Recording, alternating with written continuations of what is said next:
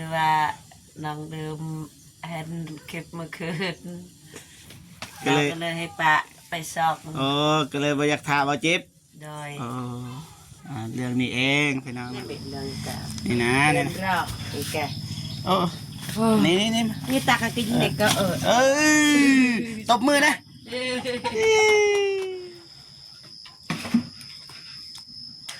พี่สุดยอดกำลังตีได้ดิเปิดห้านได้น้องเดิมบ่มีคนซื้อบ่เก็บซื้อเองพี่น้อง แต่ว่าถ้าเป็นน้องเดิมเนี่ยนิสัยดีขยันใจซื่อพี่น้องนะหักเดียวใจเดียวบ่มีภัยแบบว่าบ่ต้องการพี่น้องนะก็คือเห็นมือวานพี่น้องนะแม่พิมพ์ได้จ้างให้มีคนมาช่วยเหลือเสียหญ้าพี่น้องให้น้องพักผ่อนแต่ว่าน้องก็ยังบ่พักผ่อนยังไปอีกพี่น้องนะเป็นน้องเดิมนี่งามเบิดงามทั้งกายวาจาและจิตใจขยันพร้อมอีกครับนี่นะตัวอย่างว่าเฮามีทุกอย่างเฮาบ่ควรลืมคนที่ซัพพอร์ตเฮามาลาวไทยเขาถือฟังเลยเขาถือเพราะว่าถ้าน้องลืมนี่เพียงแค่เขาจานเดียวเขายังว่าเนรคุณเนี่ยเนาะไม่แต่ว่าให้น้องยึดถือคุณงามความดีที่น้องเคยทำมาแหละที่อ้ายได้เห็น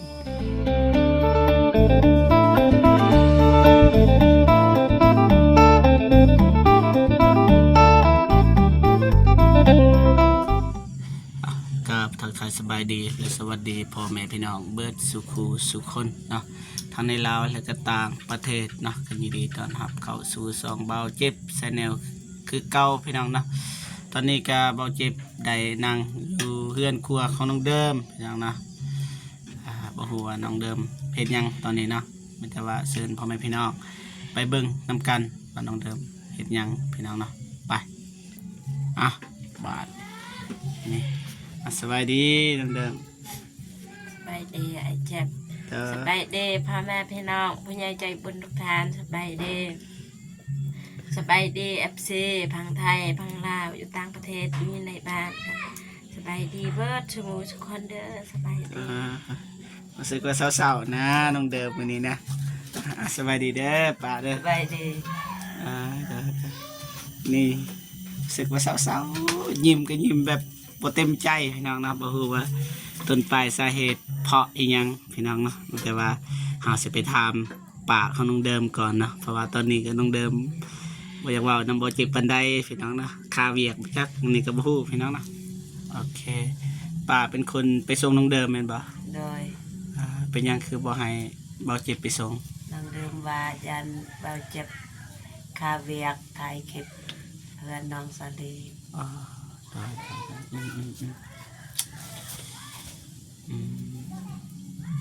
เลยให้ปะไปสอบหรือว่าน้องเดิมเห็นคลิปเมื่อคืนเราก็เลยให้ปะไปสอบก็เลยบ่อยากถามว่าเจ็บโดยเรื่องนี้เองพี่น้องนะได้ป้ามาส่งน้องเดิมจักโมงประมาณ11-12 โมง11-12 โมงน้องเดิมบ่ได้มาเบิ่งคลิปบ่มาเบิ่งอยู่นี่อีกบ่เบิ่งบ่แรงว่านี่ป้าเบิ่งคลิปแล้วกับน้องเดิมเนี่ยไทยในคลิปเดินเบิ่งน้องเดิมกินน้ำเนี่ยได้ต่อแล้วหยุดเนี่ยไทยเราอีกเบิ่งน้องคือมาเรื่องเครียดตอนนี้เศร้าแล้วเพราะว่าในเบิ่งคอมเมนต์ไอ้เจ็บว่าหักน้องเดิมคนเดียวไอ้เขาไปเบิ่งคอมเมนต์ไอ้เจ็บทมิดเนี่ยรู้สึกว่าจะเครียดเนาะโดยย้อนสาเหตุนี่เองพี่น้องเนาะเลยบ่ตายบ่เจ็บเนาะบ่ว่ากันพี่น้องเนาะจะได้เนาะเดิมได้เครียดอายบ่เศร้าแล้วเศร้าแท้บ่ตัวเศร้าแท้ยิ้มเก็บตัวรู้แต่ใครบาด โอเคที่จริงล่ะ มันบ่มีอย่างไรพี่น้องนะก็แค่แบบว่าคันสิบาเด้อฟังเด้ออาสิบาเด้อตัวอย่างว่ามีผู้ชายผู้หนึ่งเป็นคนหล่อคนรวยหรือว่าเป็นคนดีพี่น้องเนาะมันก็ต้องมีผู้หญิงมาแอบหมักแม่นบ่แม่นว่าน้องเดิม โดย แม่นมันต้องมีผู้หญิงมามักนะธรรมดาถ้าเป็นคนหล่อคนรวยแล้วเป็นคนดี มันต้องมีหลายคนมาแอบหมักแต่ว่าผู้ชายคนนั้นเขาสิมักหรือบ่อันนี้บ่ฮู้เนาะบ่จักสิว่าพี่น้องเนาะแต่บ่เจ็บก็มาอธิบายเหตุผลก็คือบ่ได้เป็นหยังกับเขานะอันนั้นได้เป็นหยังจะเข้าใจบ่ที่ไอ้เว้า เข้าใจ แบบใด เข้าใจแบบมันต้องมีคนมักอยู่แล้วเพราะว่าคนเราคนรวยอีกอย่างกันนิสัยดีภาษาต้องมักยัดกัน แต่ว่าที่จริงนะเว้าเจ็บนี่บ่ได้คิดหยังเพราะว่าคือน้องเดิมเด้อคือพ่อแม่พี่น้องได้ฮู้น่ะผู้หญิงงามแต่ภายนอกพี่น้องเนาะแต่ว่านิสัยบ่ดีนะเวียกกิจการเฮ็ดนะก็บ่มักพี่น้องนะว่าอีหลีแต่ว่าถ้าเป็นน้องเดิมเนี่ยนิสัยดีขยัน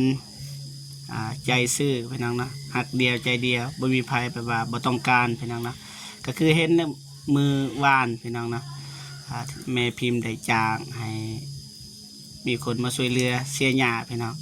ให้น้องพักผ่อนแต่ว่าน้องก็ยังบ่พักผ่อนยังไปอีกพี่น้องนะอันนี้แหละสาเหตุแบบว่าผู้หญิงแบบว่าหายากที่สุดคือน้องเดิมพี่น้องนะหายากที่สุดพี่น้องนะถ้าตัวอย่างว่ามีคนมักแบบว่าไผ่มักหรือว่าบ่จิบมักนะก็บ่สามารถออกจากน้องเดิมได้นะเขามาแบบนั้นนะเพราะว่าน้องเดิมเป็นคนขยันคนดีเฟอร์เฟกทุกอย่างว่าซั่นซะนะเฟอร์เฟกเลยซ้ำคนงามซ้ำใดซ้ำหนึ่งอ๋อกินน้องเดิมบ่ได้พี่น้องนะแต่อย่าว่างามแต่ภายนอกนะข้างในคือมักเดือครับว่าก็บ่เอาพี่น้องนะคือน้องเดิมนี่งามเบิดงามทั้งกายวาจาและจิตใจขยันพร้อมอีกสุดยอดเลยพี่น้องนะประมาณนี้พี่น้องเนาะบ่เจ็บก็มาสีแจงนะครับน้องเดิมเข้าใจนะประมาณนี้แต่มืออื่นน้องเดิมอยู่นี่คือเก่าบ่คันคือเก่ากับบ่เจ็บกันสีสั่งอิฐบล็อกพี่น้องนะอิฐบล็อกสีเฮ็ดห้องน้ำให้น้องเดิมต่อพี่น้องนะว่าเขาก็สองมือกับบริเฮ็ดเพราะว่าดำเนินธุรกิจน้องเดิมธุรกิจมันต้นและกาแฟพี่น้องก็น่าจะเป็นเจ๊มันต้นแล้วก็เจ๊กาแฟนั่นเงินลายแล้วบาทนี่เขื่อนก็มีห้องน้ำก็มีไฟก็มีสวนกาแฟก็มีทุกอย่างแต่ว่าเบาจิบก็คือเบาไล่ๆเถื่อน้ำนองเดิมเดี๋ยวฟังเด้อ นี่แนมมันนี่ก็คือที่อายเคยเว้าหั่นน่ะให้เว้าไล่เถื่อครับนี่นะแต่อย่างว่าเฮามีทุกอย่างเฮาบ่ควรลืมคนที่ซัพพอร์ตเฮามานะตัวอย่างว่าเฮาได้กินข้าวจานหนึงนะบ่ควรลืมบุญคุณลาวไทยเขาถือฟังเลยเขาถือเพราะว่าถ้าน้องลืมนี่เพียงแค่เขาจานเดียวเขายังว่าเนรคุณเลยเนาะไม่แต่ว่าให้น้องยึดถือคุณงามความดีที่น้องเคยทำมาแหละที่อายได้เห็น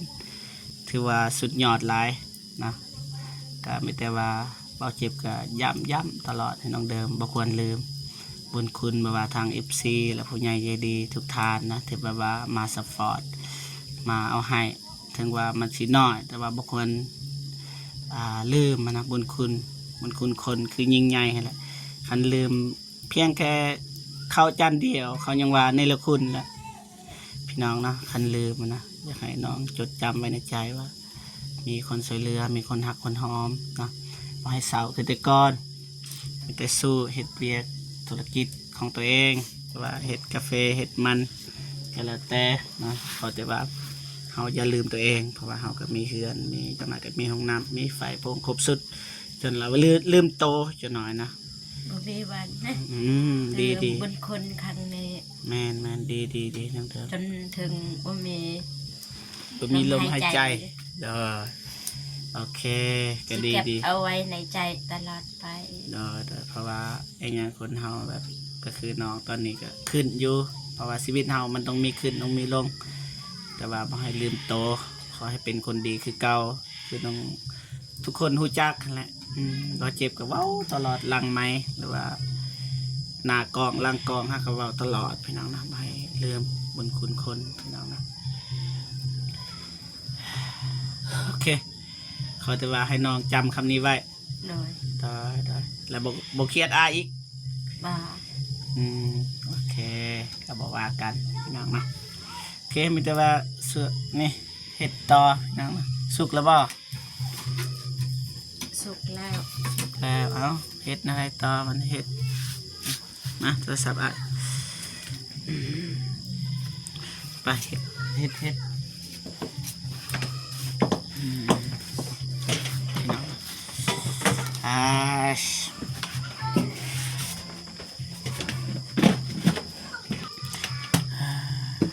น้องเด่นไปเวียกบ่ อยู่เฮือน โอ้อยู่เพื่อน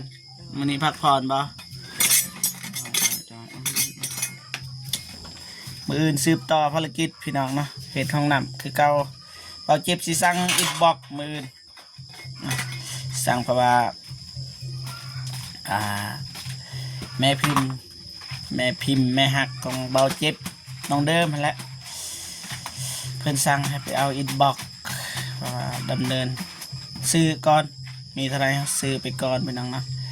แล้วก็ท่าสร้างมาเนี่ยบอกว่าน้องเด่นหาสร้างได้หรือบ่พี่น้องเนาะสิหาสร้างก่อนมาเฮ็ดห้องน้ำให้น้องเดิมพี่น้องเนาะ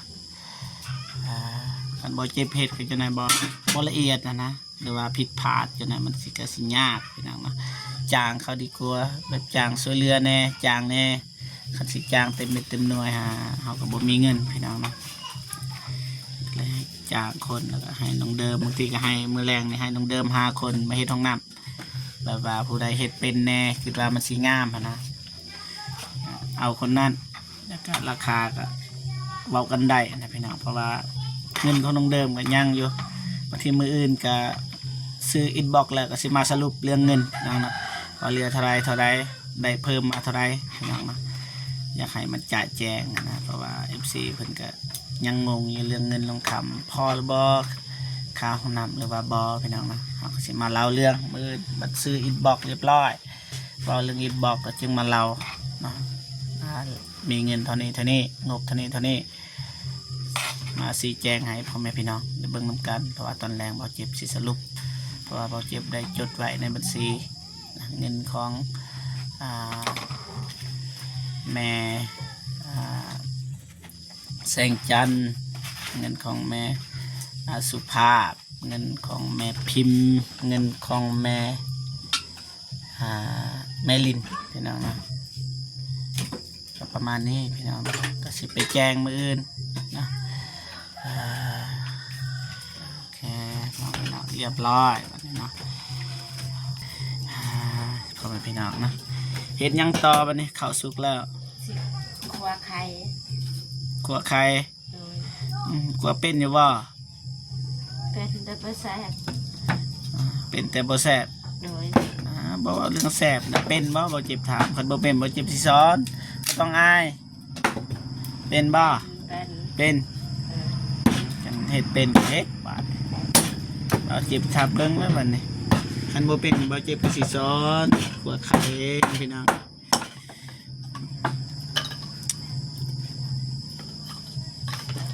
ขัวอยู่หั่นก็ได้บ่ดังดอกอย่างนี้มันเปลืองไฟพี่น้องเริ่มถามมานี่พี่น้องโอ้ ไตละกลัดกันไป บาทเถอะ นี่ไปตามหมู่เขาตัดกา เป็นยังเห็ดแล้วเห็ดเองกินเองนักเลงพอพี่น้องนะมา หลังจากน้องเดิมขึ้นบ้านใหม่ก็บ่มีไผมาถ่ายแบบนี้พี่น้องเบาเจ็บคนแรกเลยมาถ่ายสิกินจะคนนี่น้องเดิม 3แต่กับไอ้เจ็บซี อ๋อ ถ้ากินข้าวกินน้ำช่างมาก ปากอยู่ทางหลังนะคอยบอกคอยสอน เป็นห่วงน้องเดิมตลอดนะปากนี่ก็ได้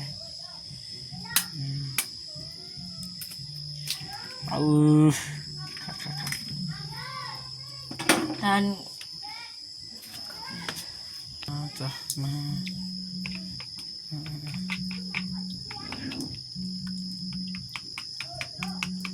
ตี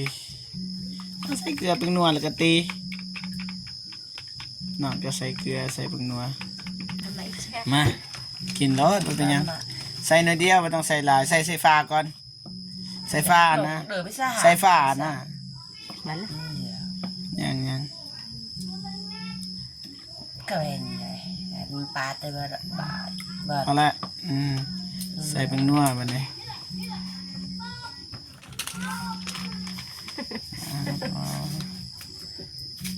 เอ้ย เทื่อหนาเด้อคันว่ามีบ่วงก็ใส่มือคันมีบ่วงแล้วใส่บ่วงก่อนจังใส่ตัวอย่างว่าน้องไปใส่แบบนั้นตัวอย่างว่าใส่เกลือนะมันไปหกใส่มันก็เบิดเลยแบบบ่แซ่บบัดนี้แม่นบ่เราต้องใส่บ่วงก่อนนี่หากก็ยับออกไข่นี่ยับห่างๆก่อนยานมันเฮียใส่บัดเดียวนะแม่นบ่ปะ แม่ โอเคตีดนตีดน แต่ใจว่าชื่อ โอเคมาสิตีให้มีแต่เกียมกระทะน้องเด็กเกียม เตียบ กระทะ เกียมกระทะเลยไปไปกลัวไข่ซื้อๆนี่นะพี่น้องเอ้ยบริยากเลย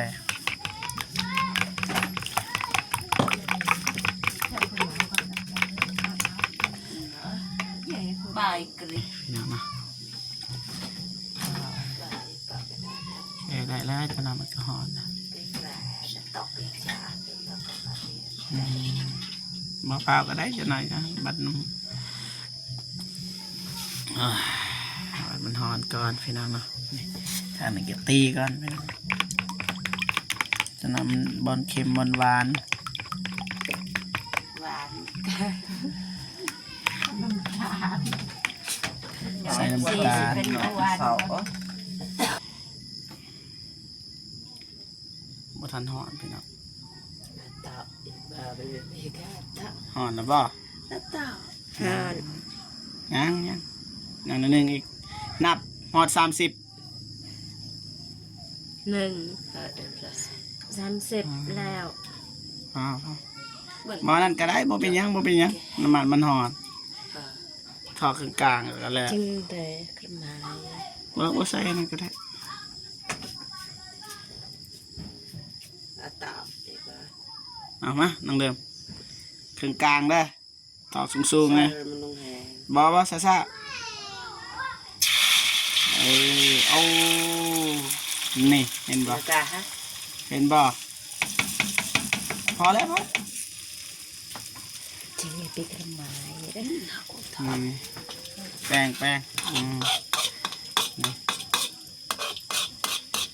นี่นะนี่เย็นนี่ปะก่อนปะก่อน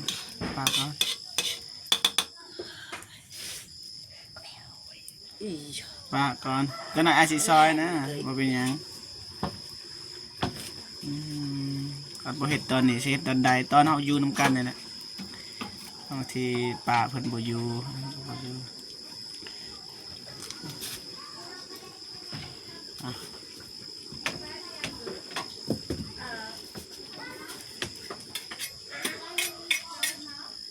อันนั้นแปลงให้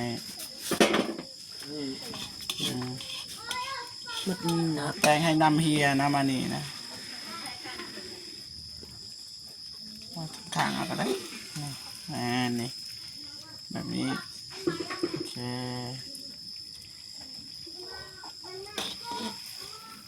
โอเค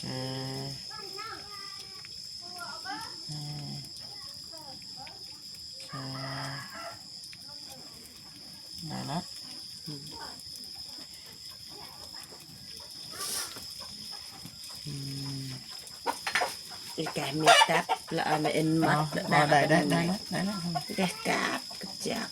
มันก็ไปยังเสียมันมีตะปู พอแล้วนะ มันกาเลยพี่รับ ปีนพับนี่แบบนี้มา ดัง อ่า รับเนื้อบาประกัน เด้นางเด้อ เจ็บไงปลาเล่นตะกรุบมาบาด โอ้เลืออะไรพี่น้องโอ้แปลงเลย แปลง แปลงเลยกะบ่ อีแต่หายจัง แม่นมาอาจจะแปลงให้มาสิแปลงให้ บ้านเราแตก โอ้ต้องหยาดนะกินเองเห็ดเองกินเองนี่แบบนี้นี่แบ ลู บ ก นี้ พ่อเจี๊ยบ นี่ครับอันนี้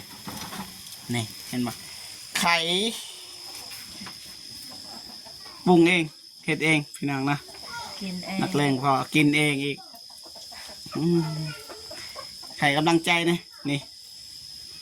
ปะสู้ๆเด้อน้องเดิม โดยใจเย็นได้เจ็บ อืม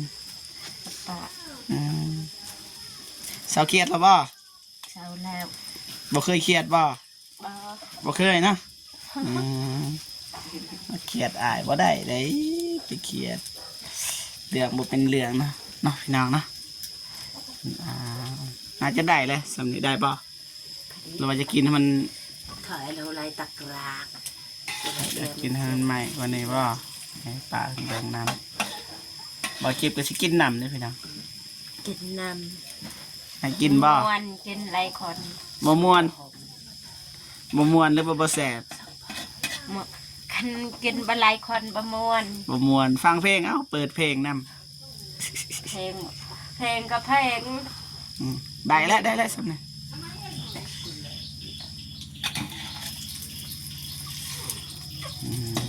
ปลามันก็ซ้อนนะ นี่ พี่ หรอ น้องนะ นี่หรอนี่เป็นเรื่องกา นี่นะ เรื่ นี่ อง นะ รอกอีแก โอ้นี่ นี่ตากกินเด็กก็ตบมือนะไม่ครับบ่แสบเลยกันไม่เกินนี่มันบ่แสบนะ นังเดิมแม่กักเอง คักมาเป็นเสยเป็นแต่มือใด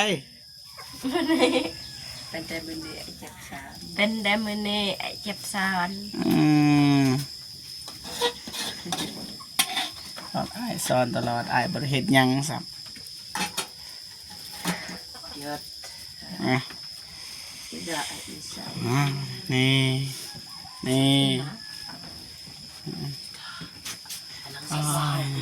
ี๋ยวมา ก็สาก น้องสัตว์ ทอกแล้วน้องเดิมไหม ต่อ เฮียนนะนี่พอแล้วกินมาเรื่องไหน ซีมเบิ้งบาเจ็บก็ซีมนำนะมาซีมเห็นไหม แซ่บ แซ่บ แซ่บ แซ่บแต่ในกอกล่างกองนี่ น้ำกองก็แซ่บ เบิ้งบาเจ็บสิลองเลยพี่น้องเนาะ ให้เบาเจ็บอีกซีม บาเจ็บเนี่ยคันว่าเรื่องล่อเลยร้ายเลยได้นี่นะพี่น้องเนาะเป่าก่อนพี่น้องนี่ล้างเถื่อล้างบัวกันได้บ่เนี่ยหอมเด้อ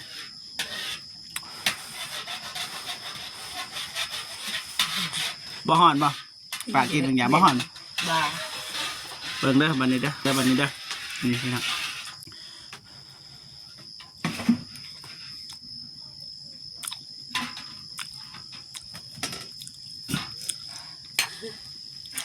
พี่สุดยอดกำลังตีได้พอดีเปิดห้านได้น้องเดิมบ่มีคนซื้อบ่เก็บซื้อเองพี่น้อง กินข้าวเพื่อไงบ้าง เกิน กาย สบายดีสบายดี สบายดี สบายดีลูก รุนแรงค่ะ มาถ้าน้องเด่นก่อนพี่น้องนะอันนี้เอาไว้เรียบร้อยแล้วที่จริงบ่เจ็บไปกินข้าวแล้วพี่น้องนะแต่ว่าไว้ ไปใส่หมดเด่น เอาไว้ก่อนทาน้องเด่นก่อน หมดเด่น อาบน้ำบ่อาบน้ำบ่ได้นอนอาบน้ำทาก่อนเนาะ สิทายเด้น้องเด่นเพิ่นอาบน้ำอยู่หั่นสิทายก็บ่ได้ปลาละปะเปื่อยพี่น้องเนาะบ่ว่ากันรอท่านะโอเคมานั่งคุยกันเด้อพี่น้องเนาะ เปิดใจคุยกันมาเลยมายับมาป้ามาเขาบ่ต้องอายบ่เป็นยังนี่นี่อย่าหาย บอกให้ปากเขา โอเคพี่น้องเนาะโอเจ็บกับมาเคลียร์เรื่องราวพี่น้องเนาะที่จริงละโมเมนต์อื่นพี่น้องเนาะน้องเดิมเพิ่นมาให้ปลาเพิ่นไปส่งโมเมนต์เรื่องอื่นพี่น้องเด้อเราเจ็บสีสรุปสั้นๆเลยพี่น้องเนาะเพราะว่าน้องเพิ่นเก่งใจพี่น้องเนาะเก่งใจบ่เจ็บเพราะว่าบ่เจ็บก็ไปส่งไปฮับตลอดนะเพราะว่าน้องเดิมก็เป็นคนดีนะรู้จักเก่งใจหมู่นะมันว่าได้โอกาสแล้วเอาตลอดเอาตลอดนะน้องก็พยายามปฏิเสธนะเพราะว่าบ่เจ็บก็มันว่าลังกองนะพี่น้องเพิ่นเราเก่งใจว่าบ่เจ็บมาส่งตลอดเพราะว่าน้ำมันบ่แม่นว่ามันสิออกเองนะความหมายแบบนั้นที่น้องว่านะเพราะว่าบ่เจ็บก็ต้องซื้อน้ำมันไปหับไปส่งแบบนี้เพราะว่าบ่เจ็บก็บ่มีรายได้ค่ะบ่มีเงินจาก YouTube ดอกบ่มีดอกบ่ทันได้พี่น้องประมาณนี้พี่น้องผลิตตนนะครับบ่ได้ว่าหายหรือว่าเครียดสั่งบ่เจ็บเพราะว่าแน่นอนน้องเดิมก็เข้าใจว่าตัวอย่างว่ามีผู้หญิงมามักนะกบติตัวอย่างว่าบ่เจ็บรอเด้บ่เจ็บรวยบ่เจ็บดีมันต้องมีคนมามักแต่ว่ามันขึ้นกับบ่เจ็บว่าบ่เจ็บสิมักบ่เนาะแบบนั้นพี่น้องนะอธิบายสั้นๆคันสิว่ามักคนอื่นบ่จะให้พ่อแม่พี่น้องตัดสินเบิ่งนำกันที่การกระทำของบ่เจ็บแบบนี้ประมาณแบบนั้นคันเฮาสิว่าแต่ปากซื้อมักมันก็บัดการกระทำมันต่างนะก็เป็นไปบ่ได้พี่น้องเนาะมีแต่ว่าเบิ่งที่การกระทำเนาะคนสิมักนะการก็มันต้องเบิ่งที่การกระทำคือว่าเนี่ยลีนมันบ่มีกระดูกเนาะบ่มีกระดูกว่าซั่นซะอยากเว้าหยังก็เว้าได้แม่นบ่ แม่ เฮาหักตรงเดิมหักตรงเดิมแต่ว่าจวดไปนี่ไปนั่นนะแบบว่าบ่ซอยเรือบ่เฮ็ดหยังทำหยังให้คนหักเห็นนะแต่ว่าตรงเดิมอาจจะสิเห็นประมาณนี้เนาะโอเคสรุปแล้วบ่ได้เครียดบ่ได้หยังแม่นบ่ โดย น้องเดิมเพิ่นเว้าลังกองแล้วเป็นหยังก็เว้าหัวเว้านัวหัวมวนคือเก่าพี่น้องเนาะโอเคคลิปนี้ก็บ่มีหยังหลายนะก็ไร้สาระหน่อยนึงสิว่าไร้สาระก็บ่แม่นพี่น้องเนาะมาปรึกษาเรื่องห้องน้ำมื้ออื่นก็สิสั่งอิฐบล็อกก่อนเพราะว่ายังบ่ทันได้สร้างแม่นบ่สร้างเฮาบ่ทันได้สั่งอิฐบล็อกก่อนแล้วมื้ออื่นก็สิมาสรุปตัวอย่างว่าซื้ออิฐบล็อกแล้วสิมาสรุปเรื่องเงินเลยทั้งหมดทั้งมวลว่าเหลือเท่านี้นะแน่นอนว่าเงินมันบ่เสียไปไสตัวอย่างมันเสียมันจะขึ้นน้ำเบาเจ็บนั่นแหละเสียน้ำเบาเจ็บแต่ว่าแน่นอนเบาเจ็บกับว่ามันบ่เสียเงินก็อยู่คือเก่าซ้ำเก่าพี่น้องเนาะมันจะว่าเบาเจ็บก็สิจบคลิปก่อนนอกจากนั้นก็ขอบุญขอบคุณพี่ใหญ่ใจดี FC ทุกท่านเพราะว่าเป็นห่วงแล้วก็สงสารเบาเจ็บแล้วก็น้องเดิมแล้วก็พี่สาวแล้วแต่นะจะได้ก็ขอบุญขอบคุณหลายๆนะขอให้พ่อแม่พี่น้องจงมีแต่ความสุขสุขภาพแข็งแรงประสบผลสำเร็จในหน้าที่การงานไปที่ใดก็ขอให้ปลอดภัยขอให้อายุมันขอยืนพบเจอด้วยความสุขนะอันตรายไปทุกอย่าเบียดเบียนต่อเจ้าขอให้เงินคำเขาและมะฮุมคือนำแกงให้นังนับแต่แบ่งแรงเสานับเอาไว้สุขุสุคนเด้อนะสาธุเอาคลิปนี้บ่เจ็บก็สิจบคลิปอยู่บนนี้เลยนะพอๆกันคลิปหน้ามือใดไปใส่ให้พ่อแม่พี่น้องติดตามนำกันนะสำหรับมื้อนี้ขอกล่าวคำว่าสบายดีเด้อนะบ๊ายบายพี่น้องนะบ๊ายบายเด้อ